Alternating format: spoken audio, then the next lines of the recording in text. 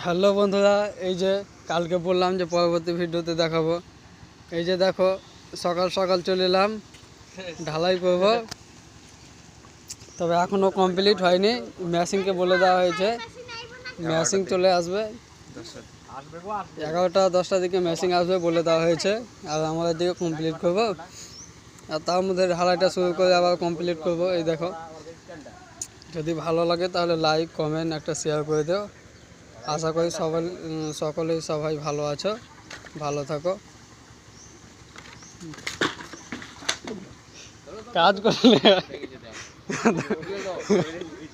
সকালকে সকাল সকালকে সকালে সকালকে সকালে মিস্ত্রি পড়ে গেল। এই দেখো আমাদের মিস্ত্রি যেটা, আর এটা পার্টি, বুঝতে পেরেছো?